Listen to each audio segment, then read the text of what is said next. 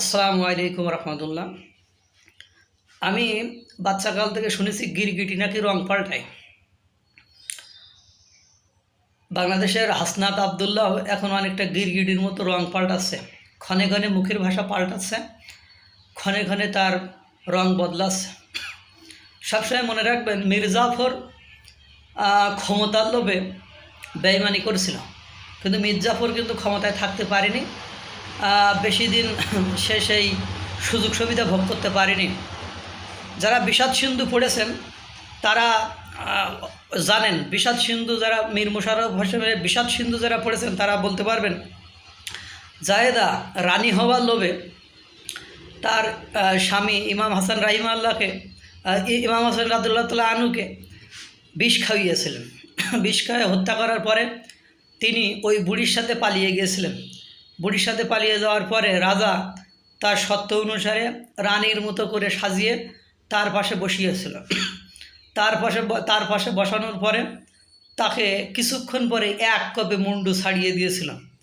তখন বলেছিল যে ক্ষমতার লোভে তার ইমাম হাসানের মতো এরকম পুত পবিত্র একটা ভালো মানুষকে বিষ খায়ে মারতে পারে, সে যে আমার সাথে বেঈমানি করবে না এর গ্যারান্টি কে দিবে? আমি ক্ষমতার পট পরিবর্তনের পর থেকে হাসনাত আবদুল্লাহর বিভিন্ন বক্তব্য শুনেছি। বিভিন্ন জায়গায় প্রথমে যে বলছিল এক স্বৈরাচারের পরিবর্তে আমরা আর এক স্বৈরাচারকে ক্ষমতায় বসাতে দেব না। তারপরে বিভিন্ন মহলকে নিয়ে মন্তব্য করে, একবার জামাতকে, একবার বিএনপিকে, একবার অন্য দলকে, আর আওয়ামী লীগ সরকারকে তো স্বৈরাচার, স্বেচ্ছাচার ইত্যাদি ইত্যাদি কত কিছুই বলে। কিন্তু আপনি তো মীর জাফরের ভূমিকায় আছেন, আপনি তো জায়েদার ভূমিকায় আছেন, আপনি তো করতেন আওয়ামী লীগ। যখন দেখলেন যে আপনি বিভিন্ন জায়গায় মতবিনিময় সভা করলেন, এই মতবিনিময় সভায় আপনার কোনো লোক নেই এবং অন্য দলের লোকজন আপনাকে প্রত্যেক জায়গায় হ্যারাস করতেছে, তখন আপনি বুঝলেন যে না, আমার তো আসলে আমার পেছনে লোকজন নাই। তখন আন্দোলন করে শেখ হাসিনাকে বা স্বৈরাচার সরকারকে হটানোর জন্য আপনার পেছনে সবাই ছিল। এখন জামাতের মতো সাইড, বিএনপির মতো সাইড, তা আপনার তো সাধারণ জনগণ নেই। বাংলাদেশে সাধারণ বলে কোনো লোকই নেই, জন্মগতভাবেই সবাই রাজনীতিতে অন্তর্ভুক্ত। যার বাপ বিএনপি করে সে তো আর আওয়ামী লীগ করবে না, সে তো জামাত করবো না, সে আপনার পেছনে যাবে না। তার বাপের পিটাইতে যাইব যে জামাত করে তার বাচ্চা কি আপনার পেছনে যাইব তার বাপকে হ্যারেস করতে? যে আওয়ামী লীগ করে সে আপনার পেছনে যাইব? আপনার মতো কিছু মীর জাফর যারা আওয়ামী লীগ করতেন, আপনি আর সার্জিস করতেন তো আওয়ামী লীগ।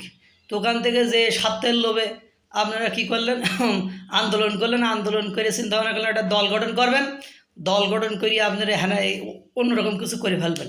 যখন বিভিন্ন দলকে, যেমন বিএনপিকে, জামাতকে ডোমিনেট করে কথা বললেন, ওরা পেছন থেকে চলে আসলো, বিভিন্ন জায়গায় আপনাকে বিভিন্ন প্রশ্ন করে হ্যারাস করা শুরু করলো।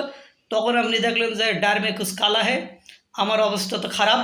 তখন আপনি কি বলতেছেন? এখন বলতেছেন যে জামাত বিএনপি সমস্ত দল আমাদেরকে মিলেমিশে দেশ গঠনের কাজ করতে হবে।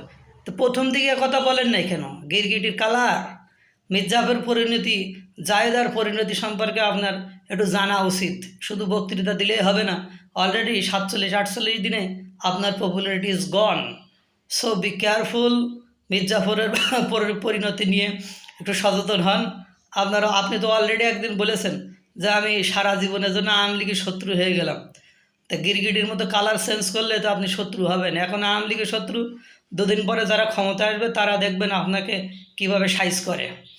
সুতরাং এখনও ভালো হন, কথাবার্তা হিসাব করে বলেন, মেপি বলেন, নইলে ইতিপূর্বে আপনি যে অন্যায় করিয়াছেন তাহাতে আপনার জায়েদা আর মীর জাফরের মতো চরিত্রের, কারণ ওরাও কিন্তু পৃথিবী স্মরণীয় কিন্তু বিখ্যাত নয়, কুখ্যাত হিসাবে।